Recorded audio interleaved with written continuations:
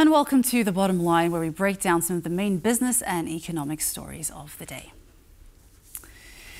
This week, the Polish government is ironing out the details of the 2025 state budget in Parliament while trying to implement strategic plans to address the widely discussed national deficit and debt. To find out what these deficit reduction plans entail, I'm joined by Ignacy Morawski, chief economist at Puls Biznesu. Hello. Good afternoon, and thank you very much for joining us. Hello, good afternoon. The big news coming out of the Ministry of Finance as of the last 24 hours is the medium-term budget and structural plan for 2025 to 2028, signaling that there is action being taken to manage the country's growing deficits and debt. And to begin with, I just wanted to ask your thoughts surrounding this announcement and actually the plan itself. Well, the plan is in line with previous governmental documents and announcements made by the Ministry of Finance.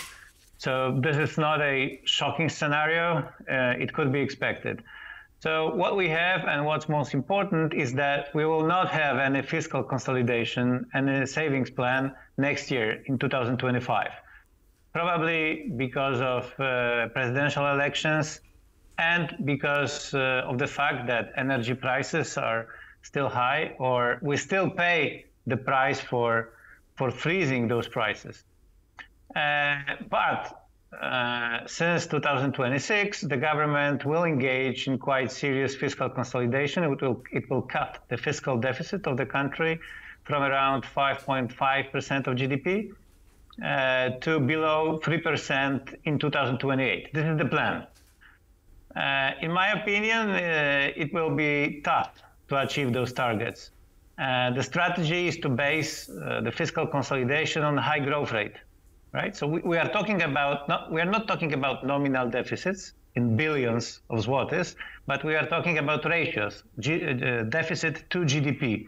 So what the government is counting on is that very fast GDP growth will allow the ratio of deficit to GDP to decline. And this is obviously a positive scenario. It might happen, but it's not certain that it will. So obviously we're looking at a very optimistic outlook. There's mention of backloading in this four-year deficit reduction plan. I was wondering whether you could tell us more about backloading in itself and also about the role that it will play in this plan.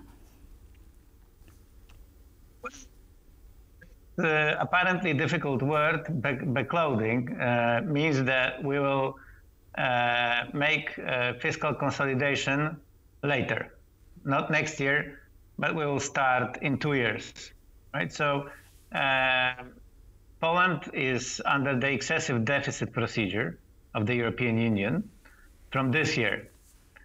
So backloading means that we will engage in deficit cutting measures not immediately, but we'll do it later, but faster.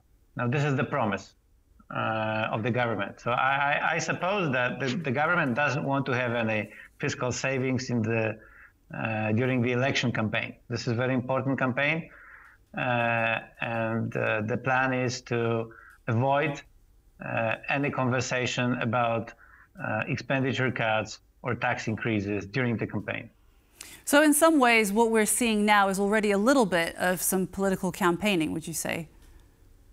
Inadvertently. To some extent, yes. To some extent, yes, because we do not see any specific measures of how the deficit will be cut. Although, having said that, I have to admit that there are some details in the plan that have political impact. So, for example, the government said in the document that it will not change the personal income tax structure, right? So neither tax rates nor thresholds, right, in the system. It means that it will not cut the personal income tax rate as it promised in the parliamentary campaign, right? So it is already a difficult political message. So what the government is saying in this document is that it will not cut personal income taxes over the next 4 years. Okay. So we have some measures which might be received negatively by voters. However, I think that in our circumstances, when we have quite high deficit, it's impossible to cut taxes. So it's good that the government is trying to withdraw from these promises. So the strategy also speaks about growth-friendly fiscal consolidation, which obviously, I think, taking into account everything that we have to look at in order to move forward, probably is quite a sensible step to consider. Can you tell us a little bit about what that actually entails from a practical perspective and how it will also impact the strategy moving forward? Growth-friendly consolidation means that we will not see any large and broad-based expenditure cuts or tax increases. So there are two pillars on which the whole fiscal program will be based. One is high GDP growth.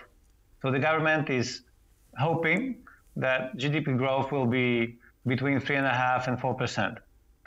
And the second pillar are some minor, not major, but minor adjustments in the expenditure and tax system. So, for example, we will have the income thresholds in the tax system frozen, right? Which is not a very large tax hike, but it's nonetheless a way to increase tax revenues. Or another example, we will probably have some minor increases in taxes imposed on cigarettes or alcohol, right? So the growth-friendly consolidation means that it will be based on minor adjustments in the tax and expenditure system. We will not see any audacious fiscal decisions like we observe now in France, where they want to engage in quite serious fiscal consolidation. But it will be slow, gradual, and with priority placed on GDP growth, which I think is positive.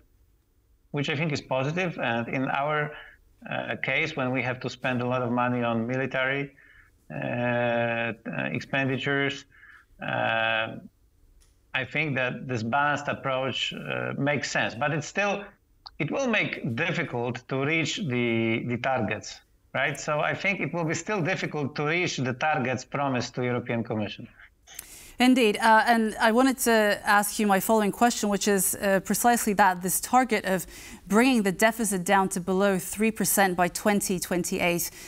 This is what has been making the headlines in the last 24 hours. How realistic is it? Because it's highly dependent on the economy growing at 4% and then obviously carrying on at that level, if not higher. How realistic do you think that is? And what is it most heavily dependent on? Well, I think it's an optimistic scenario, but still, I would say it's Is it optimistic or is it a little bit reckless? No, I don't think it's reckless. I think it's optimistic, but within the range of realistic possibilities. So I wouldn't call it a reckless or impossible. It is still possible to achieve those targets, but it will require positive trends in the economy. It will require two things: fast GDP growth, right? So as I said, in real terms, between 3.5% and 4%, so in line with historical average. So fast GDP growth is the first requirement. And then we will need a positive risk appetite in the global financial markets, right? We will need a demand. We will need a demand for our sovereign bonds. So lower interest rates in the United States, in the Eurozone, will certainly help. If we live in, I would say, calm environment in financial markets, and we have GDP growth, then I think that maybe we will come close to those targets. I don't know if it will be 2.9% or 3.3%. I don't think it matters very much if it's just below 3% or just above. What matters is I would say, the general path. So, as I said, optimistic, but within a realistic range. But in some ways, this is assuming that there is like no margin of error, and almost assuming that the future is certain, wouldn't you say? Yeah, well, it does not assume that future is certain. Well, I'm saying this facetiously, but you know what I mean. It's like assuming that things are certain to some degree, and obviously they're not. Right, but you know, in economic policy, being too cautious might be harmful. The same as being too optimistic, right? So you know, we need larger expenditures on military. We need larger expenditures on infrastructure. We need larger expenditures on energy transformation.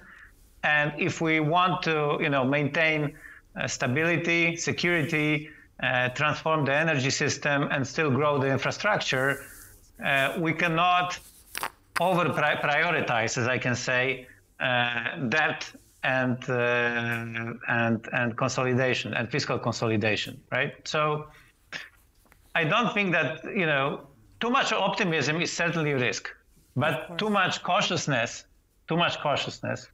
is a risk too. So. Okay, I'm afraid that's all we have time for. Okay, Ignacy Morawski, thank you very much for joining us again. Thank you very much. And that was Ignacy Morawski from Puls Biznesu, who was my guest today. Thank you so much for joining us on Business Arena. Make sure you join us every weekday. And I was your host, Marie Cato. Join us again tomorrow. And for more regional business stories, follow us on X and on tvpworld.com. Coming up next, World Talks. Goodbye.